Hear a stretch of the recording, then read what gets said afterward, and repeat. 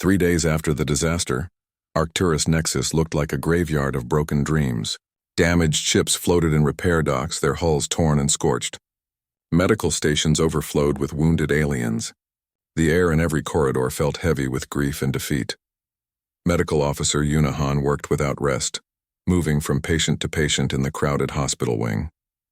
She was human, a doctor who had volunteered to help the Coalition even when Earth sent no military forces. Now she treated aliens who had fought and lost while her homeworld watched from a distance. "This one won't make it," a Kirel nurse said, pointing to a Filmer soldier with massive injuries. Yuna checked the patient's vital signs and shook her head. "Give him something for the pain.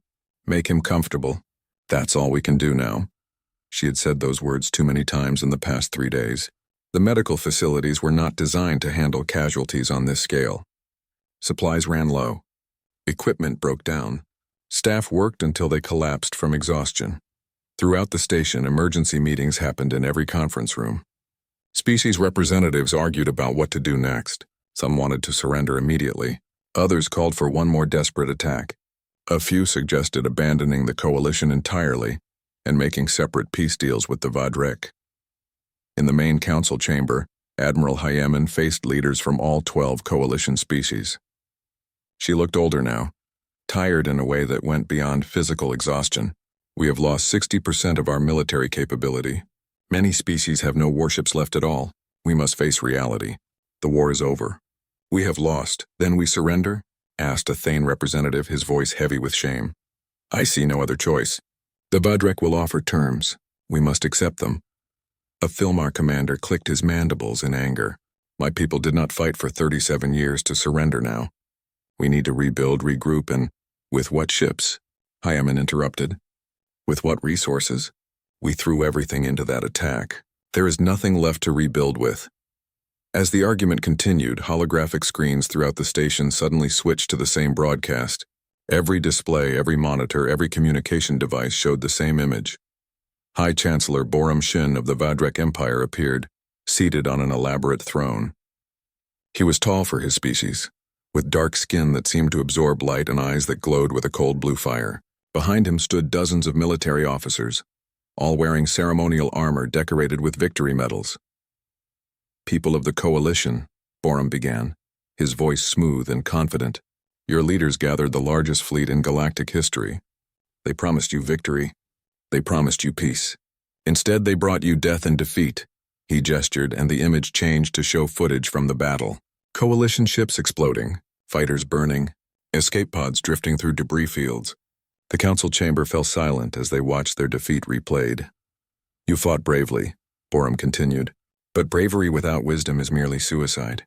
For 37 years, you have resisted the inevitable. Now you see the truth. The Vadrek Empire is superior in every way. Our strategy, our technology, our will to victory, all surpass yours." The image shifted again, showing a massive parade of Vadrek warships flying through captured Coalition space stations. Thousands of vessels in perfect formation displaying their strength. "I offer you one chance for mercy," Borum said. "Surrender within 10 days. Accept Vadrek rule. You will become subject species, but you will live. Resist further, and we will crush every world, every station, every last trace of your failed Coalition. The choice is yours." The broadcast ended, leaving static on every screen. Slowly, communication systems returned to normal, but the damage was done. Everyone had seen the Vadrek celebration. Everyone had seen their overwhelming strength. Everyone had felt the humiliation. Engineer Seojin Kwan worked in the repair docks trying to fix Coalition vessels that had suffered catastrophic damage. He was human, trained in Earth's advanced engineering programs but assigned to help the Coalition. Now he stood before a chiral dreadnought that was more wreck than ship. "Can you repair it?" a Chiral officer asked hopefully.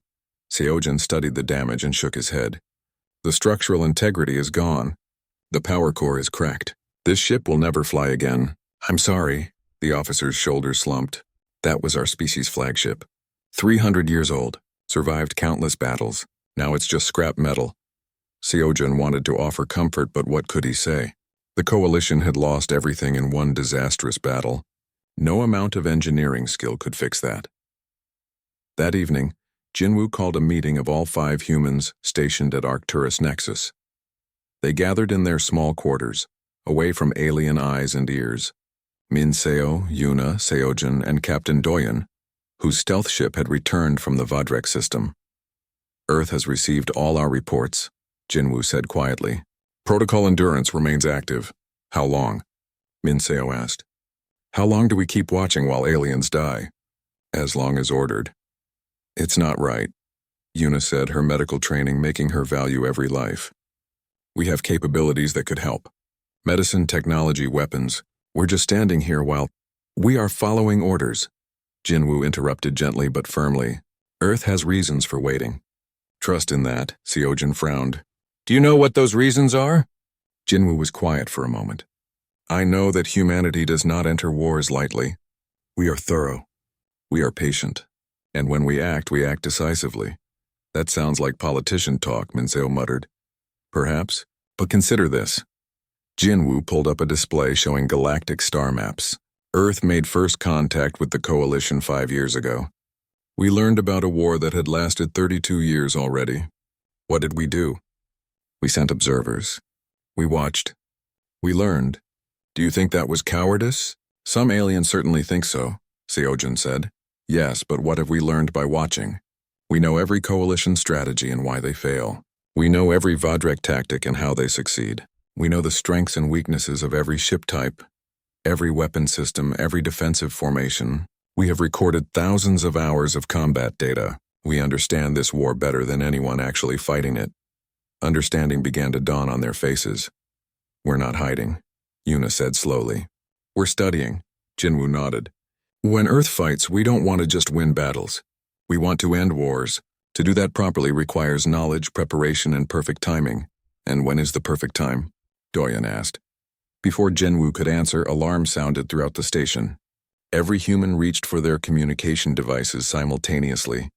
Identical messages appeared on each screen. What does it say?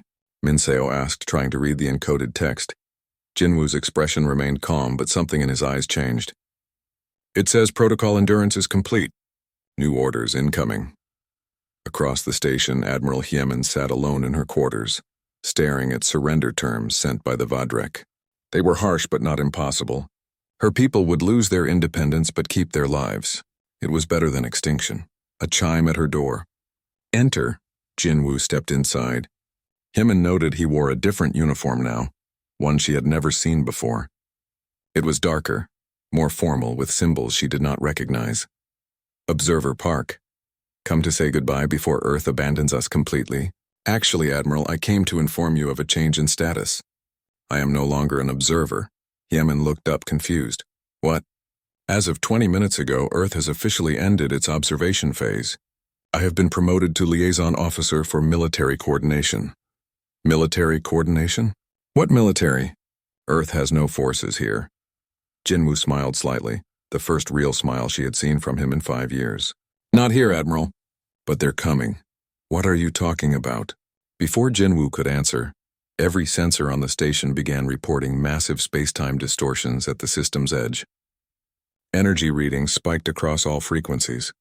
Coalition personnel rushed to their stations fearing a Vadrek attack. Admiral, you need to see this. Jiwon's voice came over the communication channel. Hyemin rushed to the command center with Jinwoo following.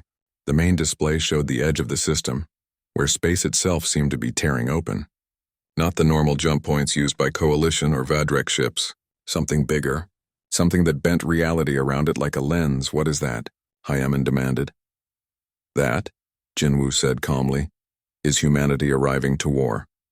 The tiers in space widened, and through them came ships, human ships, but not the small observation vessels everyone had grown used to seeing. These were warships, massive and powerful, each one larger than the biggest Coalition dreadnought. They emerged in perfect formation row after row until the display could barely track them all. How many? Hyemin whispered. Jiwon checked her sensors twice before answering. 847 capital ships, Admiral, plus support vessels. The readings. I've never seen anything like this. Their power signatures alone are off our scales. Admiral Hyemin turned to Jinwoo, shock and hope fighting for control of her expression. This is what you were waiting for? This is why Earth watched for 5 years? Jinwoo nodded. We don't fight wars halfway, Admiral. We end them. And that fleet out there? It's not coming to help you win. It's coming to make sure the Vadrek never threaten anyone again. 72 hours after Earth's fleet arrived at the Vadrek homeworld, the war was over. The Vadrek military no longer existed as a fighting force. Of their 5,000 warships, fewer than 300 survived, and those were severely damaged. Their shipyards were destroyed. Their supply networks were gone. Their command and control systems lay in ruins. The mighty empire that had fought the coalition for 37 years was defeated in 3 days. Admiral Hyemin stood at the observation window of her flagship, watching human vessels move through Vadrek space with calm efficiency. They did not celebrate. They did not boast. They simply worked, securing positions, establishing control, ensuring the Vadrek could not rebuild their military. "It's incredible," Jiwon said beside her. "I still can't believe what we witnessed." "None of us can." Yemen shook her head slowly. "For 5 years we thought Earth was weak. We thought they were afraid. We were so wrong." A coalition officer approached. "Fleet Admiral Minho requests a meeting at Arcturus Nexus. All coalition leadership is invited." Hyman nodded. "Tell him we will be there." 2 days later, representatives from all coalition species gathered in the largest conference room at Arcturus Nexus. The chamber was designed to hold hundreds, with space for each species' unique physical requirements. Now it filled with curious and nervous aliens, all waiting to meet the humans who had changed everything. Fleet Admiral Minho entered with a small group of officers. He wore his plain uniform, no medals, no ornaments. Behind him came Captain Unji Bae, Wing Commander Tae Hyung Nam, and Commander Jin Woo Park, who had been promoted from his observer role. The room fell silent as Minho walked to the center platform. "Leaders of the Galactic Coalition," he began, his voice carrying clearly. "I am Fleet Admiral Minho Seo. I speak for the government and people of Earth. First, I want to acknowledge the suffering your people have endured during this long war. We honor those who fought and those who fell. Your courage is recognized." Murmurs of appreciation spread through the chamber. "Many of you have questions," Minho continued. "Some of you are angry that Earth did not help sooner. Some of you are confused about our actions. Some of you fear what comes next. I will address these concerns honestly." He pulled up a display showing galactic star maps. 5 years ago, Earth made first contact with your coalition. We learned about a war that had already lasted 32 years. We were asked to join immediately, to send our fleets to fight alongside yours. We declined. Why? A Philmar commander called out. "Why did you let us die while you watched?" Minho did not look away from the challenge. "Because joining a war you do not understand is foolish. Because fighting battles without a plan to win the war is wasteful. Because we needed to learn if this war could be won at all." He changed the display to show combat footage. "For 5 years we observed every battle. We studied every tactic, every weapon, every strategy. We learned how the coalition fights and why you were losing. We learned how the Vadrek fight and why they were winning." More images appeared showing analysis of ship designs, weapon systems, formation tactics. We identified 63 critical weaknesses in coalition military doctrine. We documented 47 exploitation patterns the Vadrek used repeatedly. We built complete psychological profiles of Vadrek leadership. We mapped every strategic installation in their empire. The room was completely quiet now, and while we learned, we built. We designed ships specifically to counter Vadrek tactics. We trained crews in methods that exploited their weaknesses. We prepared not to fight a long war, but to end it quickly and completely. "But you could have helped us," another voice shouted. "You could have saved lives." "Could we?" Minho asked calmly. "If Earth had sent our fleet to join your attack on the Vadrek homeworld, what would have happened? We would have walked into the same trap. We would have suffered the same losses. Adding our ships to yours would not have changed the outcome because the problem was not numbers. The problem was strategy." He paused, letting that sink in. "War is not about how many ships you have or how brave your soldiers are. War is about achieving your objectives with minimum loss. The coalition fought bravely for 37 years and gained nothing. Earth fought for 3 days and ended the war. Which approach saved more lives?" Admiral Hyemin stood. "Fleet Admiral Minho, I understand your reasoning. But surely you see how it appears to us. While we bled and died, you watched safely from a distance. It feels cold." Minho nodded. "It was cold. It was calculated. It was necessary. Earth does not fight for glory or revenge. We fight to win and to establish lasting peace. That requires patience, planning, and the willingness to be misunderstood. He looked around the room at all the different species. I know many of you thought humans were cowards. Some of you still might. But consider this. Earth made first contact with the galactic community 5 years ago. 5 years? In that time, we built a fleet that defeated an empire you could not overcome in 37 years. We learned your languages, your cultures, your military sciences. We prepared for war while hoping it would not be necessary. When it became clear the coalition would fall, we acted decisively. Ambassador Jisoo Lim stepped forward, a woman in her 60s with kind eyes. The question now is what happens next. The Vadrek military is broken, but their empire still exists. Billions of Vadrek civilians still live on their worlds. What are Earth's intentions? Minho gestured to Jisoo. Ambassador Lim will work with coalition leadership to establish a new peace framework. Earth proposes the following. The Vadrek Empire will disarm completely. They will be allowed to maintain only defensive forces sufficient for internal security. Coalition observers will monitor compliance. Vadrek leadership will face justice for war crimes, but the Vadrek people will not be punished collectively. They will govern themselves under coalition oversight. And Earth? Asked a Thane representative. What does Earth want from all this? Fair trade agreements, open diplomatic relations, exchange of scientific knowledge. Minho smiled slightly. And one other thing. Earth wants the coalition to learn from this experience. Learn what? Admiral Hyaman asked. That strength is not just weapons and ships. Real strength is knowing when to fight and when to prepare. It's having the patience to understand your enemy completely before engaging. It's being willing to watch and learn even when others call you coward. He pulled up new images showing human military academies. Earth will offer to train coalition officers in our strategic methods. Not to make you more like us, but to help you think differently about conflict and resolution. War should always be the last option, but when it becomes necessary, it should be prosecuted with absolute efficiency to minimize suffering and maximize the chance of lasting peace. The room erupted in conversation as aliens discussed this among themselves. Some seemed grateful, others remained suspicious. A few appeared thoughtful, reconsidering everything they had believed about humanity. A chiral officer stood. Admiral Minho, your fleet is the most powerful in the galaxy now. What stops Earth from simply taking control? Why would you share your knowledge with us? Because control through force is temporary, Minho replied. Real security comes from having strong, capable allies who share your values. Earth does not want to rule the galaxy. We want to be part of a stable galactic community, where conflicts are resolved peacefully when possible and swiftly when necessary. He looked directly at Heman. Admiral, you asked earlier why we didn't help sooner. The true answer is this. We knew that if we simply rescued you, you would learn nothing. The coalition would continue making the same strategic mistakes. The next crisis would find you unprepared again. By watching you struggle, we learned what you needed to change. Now we can help you build something stronger. The meeting continued for hours. Treaties were discussed. Agreements were drafted. But the tone had changed. The coalition species were beginning to understand that Earth had not abandoned them. Humanity had simply operated on a different timeline, with different priorities. 3 months later, historian Gyeong Park arrived at Arcturus Nexus to document the war's end. She was young for a historian, barely 30, but Earth had chosen her carefully. What happened here would be studied for generations.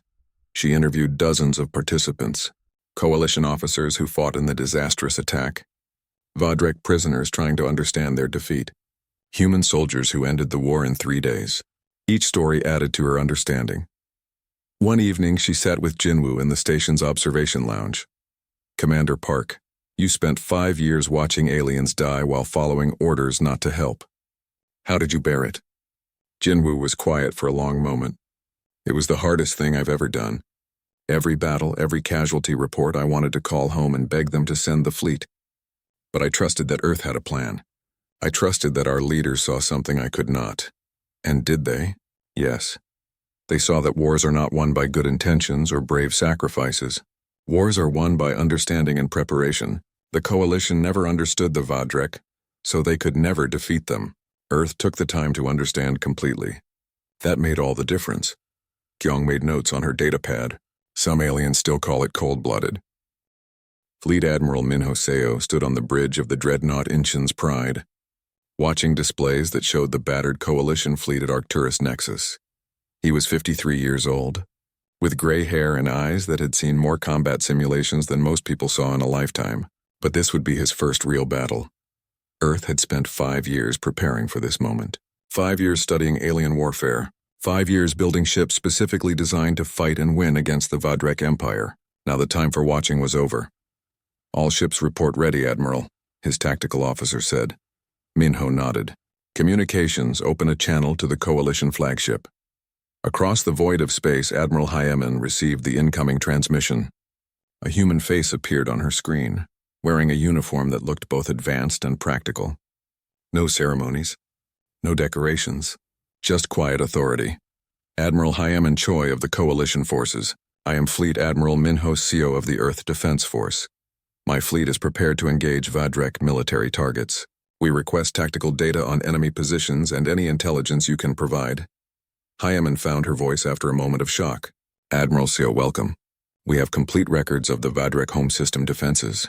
But I must warn you, their fleet strength is overwhelming. We attacked with 3,000 ships and barely escaped with 1,200.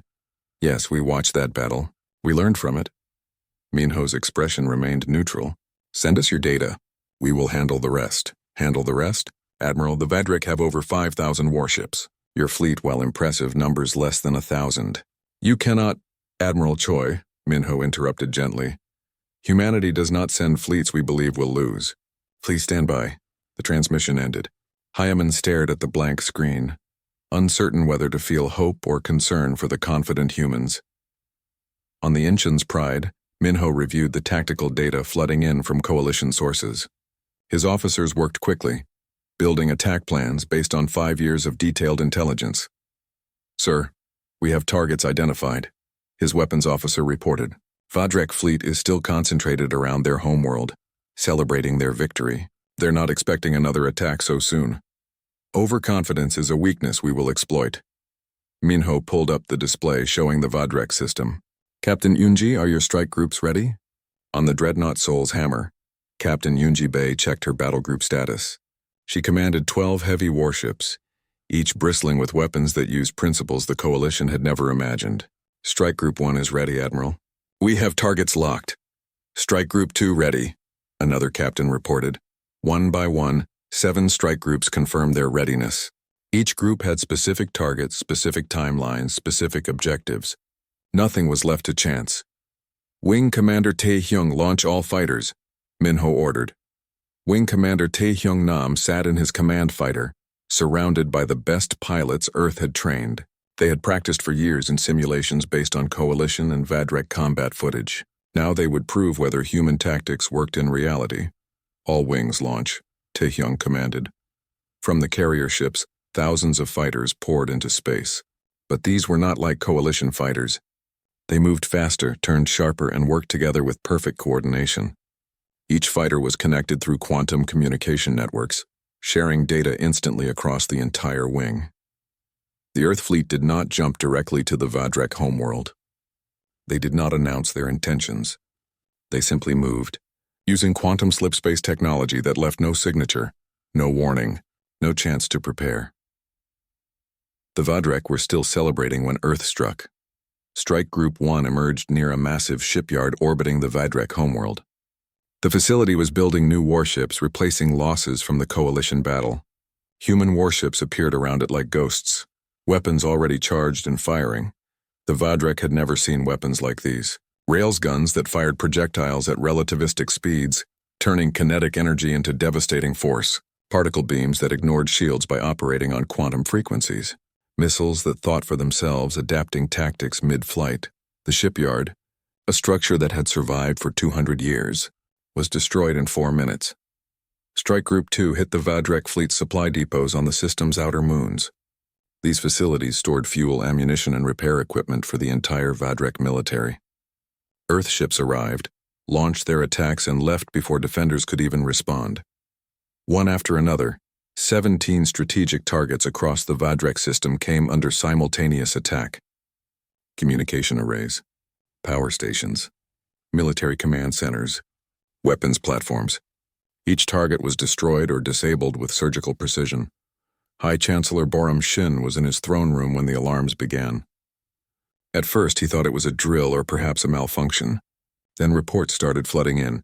Chancellor, we're under attack. From where? The coalition is broken.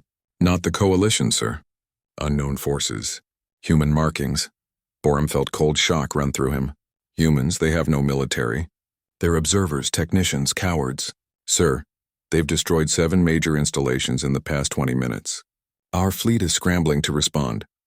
Borum rushed to his command center, where displays showed chaos across his empire. Strange ships appeared and disappeared, striking targets with impossible accuracy. His officers ran around frantically, trying to organize a defense against an enemy that seemed to be everywhere at once. Get me a visual on these human ships. The display showed footage from a defense station seconds before it was destroyed. A human dreadnought hung in space, massive and angular, covered in weapons that glowed with power. It fired once and the station ceased to exist. How is this possible? Borum whispered. His military advisor checked reports with shaking hands. Chancellor, our intelligence says Earth joined the coalition only 5 years ago. They should not have this technology. They should not have this capability. Then our intelligence was wrong. Borum slammed his fist on the console. Get our fleet organized. Prepare for full counterattack. But organizing the Vadrek fleet took time. They had grown comfortable with victory, lazy with celebration. Ships were scattered.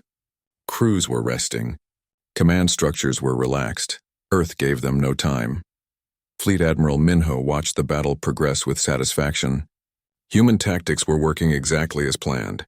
Strike fast, strike hard, move before the enemy can respond, never give them a chance to use their numbers advantage. Sir, Vadrek fleet is beginning to form up around their homeworld, his tactical officer reported. As expected. Captain Yunji, begin Phase 2. Yunji Bai smiled grimly. Phase 2 was what they had trained for most intensively. All ships quantum jump to positions Gamma through Gamma 7. Prepare siege formation. The human fleet appeared around the Vadrek homeworld in perfect geometric formation. Each ship knew its position, its role, its firing pattern. They were not there to land on the planet or invade it. They were there to trap the Vadrek fleet and destroy it. The Vadrek fleet now faced a choice: stay in defensive positions around their homeworld, or come out to fight. Either way, they would face weapons they had never encountered before. High Chancellor Borum made the choice for them. All ships attack formation! Destroy these humans. Over 5,000 Vadrek warships moved to engage 800 human vessels. By numbers alone, the Vadrek should have won easily. But numbers were not everything. The battle that followed shocked every observer throughout the galaxy.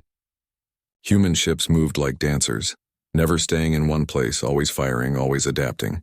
Their shields operated on principles that made Vadrek weapons less effective. Their own weapons cut through Vadrek defenses with ease. Wing Commander Taehyung led his fighters against Vadrek capital ships, using tactics that seemed impossible. Fighters dove through point defense fire that should have destroyed them. They coordinated attacks that hit the same spot on shields from multiple angles simultaneously, creating cascade failures.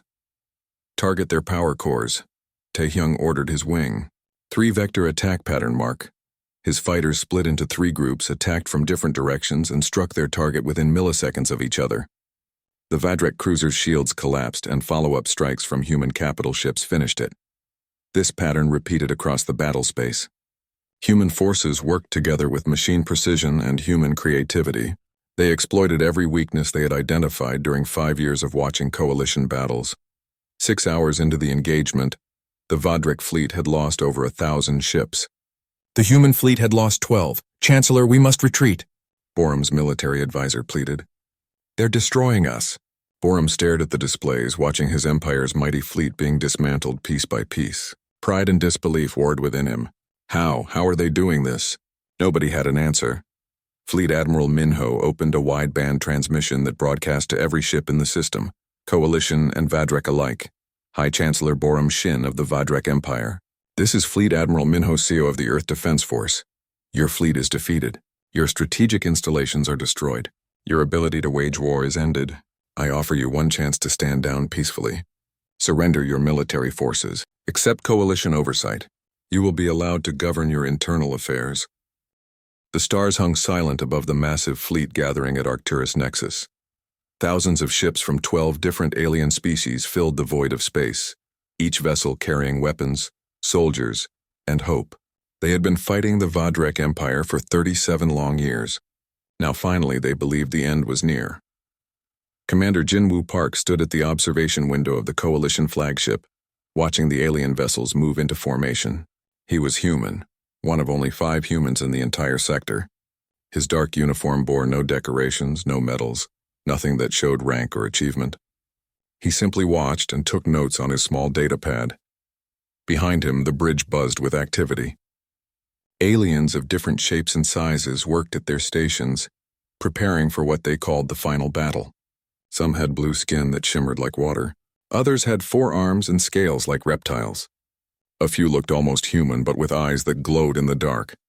Admiral Hyemin Choi walked across the bridge, her tall frame casting shadows. She belonged to the Chiral species, known for their strategic minds and powerful fleets. She had commanded coalition forces for 15 years and won many battles against the Vadrek. Today she wore her ceremonial armor polished and bright. "Observer Park," she said, stopping beside Jinwoo. Her voice carried the musical quality common to her people. "You have been watching our preparations for 3 days now. What do you think?" Jinwoo turned from the window. His face showed nothing, no excitement, no fear, no judgment. "Your fleet is impressive, Admiral. Well-organized and eager." Hyemin laughed, a sound like wind chimes. "Eager? Yes, we are eager. This war has lasted too long. Too many have died. But intelligence reports say the Vadrek are weak now.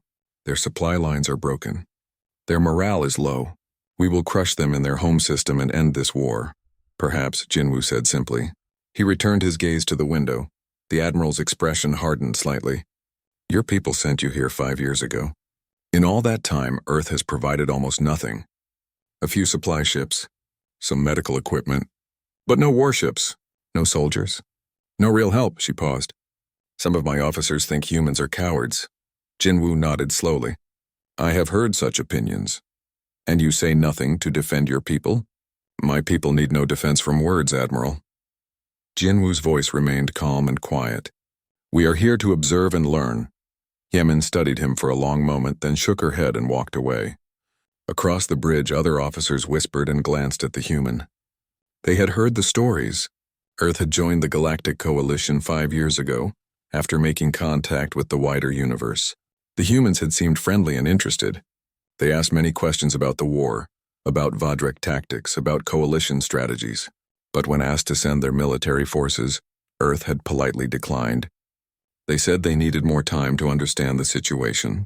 5 years had passed. Still, no human warships appeared.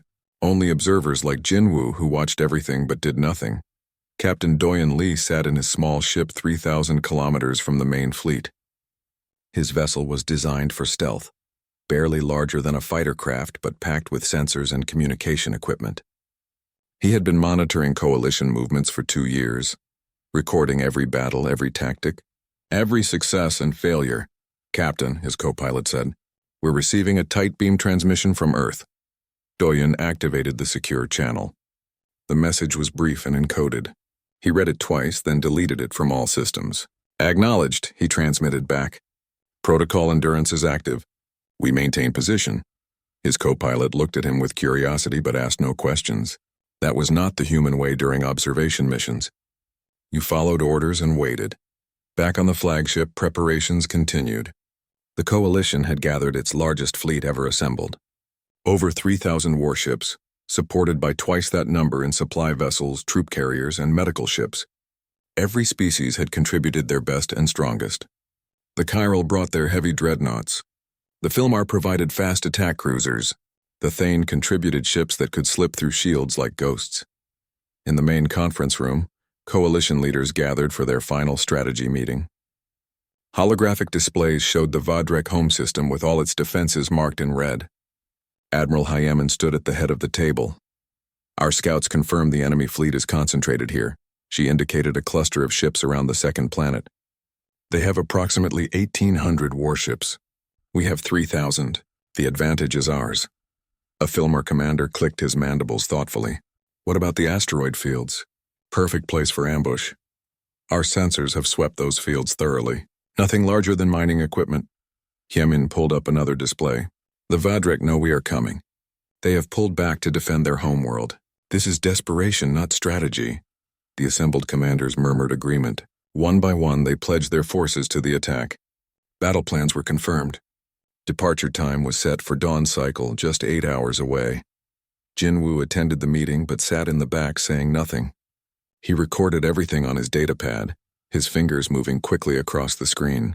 When the meeting ended and others filed out talking excitedly about victory, he remained seated, reading through his notes. Specialist Minseo Kim worked in the Coalition's communication center, monitoring thousands of channels simultaneously. She was human, young, and had volunteered for this assignment straight from Earth's academy. Unlike Jinwoo, she found it hard to remain quiet and neutral. It's frustrating, she told Jinwoo later that evening in the small human quarters. They think we're afraid. They think Earth doesn't care about this war. Jinwoo poured himself tea from a flask, the only comfort from home he allowed himself. What others think does not change what is true. But we could help them. We have the capability. I've seen the reports from home. Our fleet could... Minseo. Jinwoo's voice remained gentle but firm. We have our orders. We observe, we learn. We wait. Wait for what? Jinwoo did not answer. He simply sipped his tea and looked out the small viewport at the gathered fleet. That night, as the Coalition prepared for battle, celebrations broke out across the fleet. Aliens drank their various intoxicants, sang songs of victory, and shared stories of fallen comrades who would be avenged. They decorated their ships with banners and symbols. They broadcast messages to their homeworlds, promising to return as heroes. The 5 humans scattered throughout the fleet did not celebrate. They remained at their stations, watching, recording, and waiting for orders that only they understood. In the command center, Admiral Hyemin reviewed the battle plans one final time. Everything was ready. Everything was perfect. The war would end tomorrow, she was certain. The Coalition would be victorious. They would crush the Vadrek and bring peace to the galaxy. She glanced at the small station where Jinwoo sat, still watching the displays. What do you see, Observer Park, that makes you so quiet? Jinwoo looked at her, his dark eyes reflecting the light of 1,000 ships. I see a fleet going to war, Admiral. I hope you find what you seek there. Something in his tone made her uncomfortable, but she pushed the feeling aside. Tomorrow they would prove themselves. Tomorrow they would show the Vadrek and the watching humans what the Coalition could accomplish. Tomorrow would change everything, though not in the way anyone expected. The human fleet emerged from hyperspace at the edge of the Vraxian home system. Admiral Jiwon looked at the tactical display and felt her stomach drop. The intelligence reports had been wrong. Not hundreds of Vraxian ships defended the homeworld. Thousands. Well, Commander Taijin said quietly, at least we will be remembered. All ships, full speed ahead, Jiwon ordered. Target the orbital stations first. Make them remember what humanity can do. The Vraxians did not expect the attack. Why would they? Humans had been broken for 70 years. They were slaves, workers, nothing more. The idea that they would attack the Vraxian homeworld was impossible. But impossible things were happening. The human fleet crashed into the Vraxian defenses like a wave against a wall. The first 3 human ships were destroyed in seconds. But behind them came more ships firing everything they had. Minho's new weapons proved devastatingly effective. Nanomachine swarms that ate through Vraxian armor, plasma missiles that burned at temperatures the Vraxians had never encountered. The battle was chaos. For every human ship destroyed, they took 2 or 3 Vraxian ships with them. It was not enough to win, but it was enough to hurt. Enough to make the Vraxians afraid. On the bridge of the Defiance, Jiwon watched her fleet die around her. 30 ships destroyed in the first hour, 20 more heavily damaged. But they had destroyed over 100 Vraxian vessels and crippled 2 orbital defense platforms. Chancellor Kravix is recalling fleets from the colonies, Taijin reported. They are abandoning their attacks to defend the homeworld. Good, Jiwon said. That is what we came here to do. How long can we hold? Maybe another hour. Then they will overwhelm us, Jiwon nodded. She had expected this. They all had. Send a message to all colonies. Tell them the Vraxian fleets are retreating. Tell them to fortify, to prepare. Tell them humanity is coming. The message went out. On a dozen worlds, humans who had been fighting hopeless defensive battles suddenly found themselves facing retreating Vraxians. The Vraxians were not running from them. They were running to defend their homeworld. But it gave the colonies breathing room. Time to build defenses. Time to organize. Time to become strong. While the space battle raged, something unexpected happened. A team of human commandos, led by Deho, infiltrated the planet's surface. Deho had recovered from his injuries enough to fight, and he refused to stay behind. "I started this fight to save a boy," he had told G1. "I will see it through to the end." With him were Borum, Sungho, and 20 others. They landed on the Vraxian homeworld in stolen ships, disguised as returning patrol vessels. Their mission was simple: capture Chancellor Kravix. It was an impossible mission. But then, everything about this war had been impossible. They fought their way through the Vraxian capital city. The fighting was brutal. Vraxians were dangerous on their own world, defending their homes. But humans fought with a fury born of 70 years of oppression. They used Minho's weapons, Dr. Mire's compounds, and their own desperate courage. Borum died in the street, cut down by Vraxian guards. Sungho lost an arm but kept fighting. Deho pushed forward, his old body screaming in pain, but he did not stop. They reached the Chancellor's palace. Inside, Kravix waited with his personal guard. The Vraxian leader had been confident his entire life. He had conquered humanity easily. He had ruled an empire without challenge. Now he watched humans, broken, enslaved humans, fight their way into his throne room. "You cannot win," Kravix said, speaking in human language. "Even if you kill me, my empire will crush you. There are billions of Vraxians. You are nothing." Deho, bleeding and exhausted, raised his weapon. "We saved a boy. That is more than nothing. That is everything." Before he could fire, a voice stopped him. "Wait." Through the smoke and chaos, a small figure appeared. Hyunwoo. The boy had stowed away on one of the assault ships, refusing to stay behind. He looked at Kravix with eyes that were older than they should be. "If we kill them all, we become like them," Hyunwoo said. "My brother would not want that. All those people who died for me would not want that." "They tried to execute you," Deho said. "They deserve death, maybe they do. But do we deserve to become killers? To become the thing we fought against?"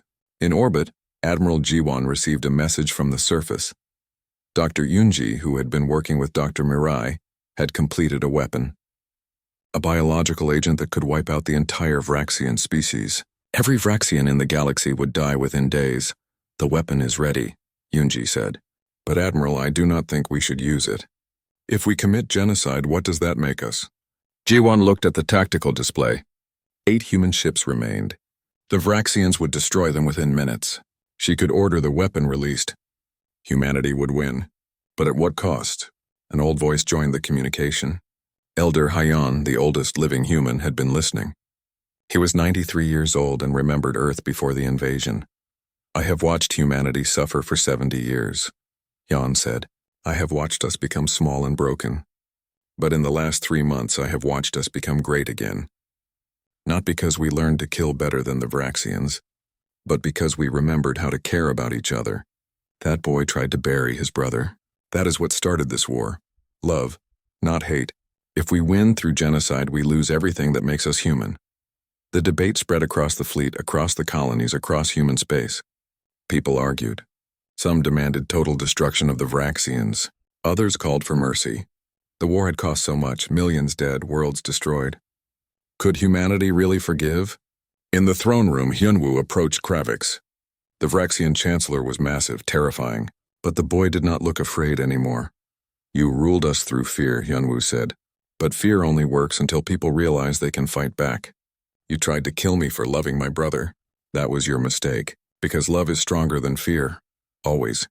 Kravix looked at the small human. He did not understand. How had they lost? The Vraxians were superior in every way. Stronger, faster, more advanced. They should have crushed this rebellion easily. But they had not counted on one thing. They had not counted on humans being willing to die for a child they did not know. They had not counted on love. The war ended not with a grand battle, but with a choice. The human forces scattered across a dozen worlds voted. It was close. Many wanted revenge. But in the end, Elder Hyan's words won. The Vraxians would not be exterminated. Instead, the Vraxian leadership would face trial for war crimes. The Vraxian military would be dismantled. The empire would be broken. But the species would survive. Some humans celebrated. Others felt betrayed, believing the Vraxians deserved destruction. The debate would continue for years. Chancellor Kravix and his inner circle were executed for their crimes. The rest of the Vraxians were allowed to live under strict human supervision. It was not perfect justice, but it was human justice, flawed, messy, but ultimately choosing mercy over revenge. 20 years passed. Hyunwoo stood on Earth at a memorial ceremony. He was 32 now, serving as an ambassador in the new Interspecies Council. The galaxy was rebuilding. Humans and Vraxians lived in an uneasy peace, neither forgetting the past but trying to build a better future. The memorial wall held millions of names. All the humans who had died in the war. Hyunwoo's brother was there. Borum, the 3 miners who died holding off the guards. So many others. Daeho stood beside him. The old soldier was gray now, his body marked by scars and age. He had retired to a small farm on Epsilon 7, growing crops in soil that had once been soaked with blood. Do you ever wonder if we made the right choice? Hyunwoo asked. Letting them live? Every day, Daeho said honestly. But I look at the galaxy now and I see human and Vraxian children playing together. Not many, not everywhere, but some, and I think maybe we gave them a chance to be better. Maybe that is worth more than revenge. My brother would have liked that, Hyunwoo said quietly. Yes, I think he would. Admiral Jiwon, now retired, joined them. She was old, her hair white, but her eyes were still sharp. The new defense force is ready, she reported. It was a force made up of multiple species, designed to ensure no single empire could ever rise again. We have learned from our mistakes. Dr. Yoonji approached, walking slowly. She had never forgiven herself for creating the weapon that could have destroyed the Vraxians, even though it was never used. I have been thinking about something, she said. We talk about how we chose mercy, but really we chose to remain human. That was the victory. Not the battles we won, but the choice we made at the end. Hyunwoo looked at the memorial wall, at all those names. So many dead, so much pain, but also so much courage, so much love. They ruled through fear, he said softly, reading the inscription at the base of the memorial. We answered with fury. We won with mercy. May we never forget any of it. Around him, humans and even some young Vraxians gathered. The older Vraxians still remembered the Empire, still felt shame for what their species had done. The younger ones were trying to build something new. It was not perfect.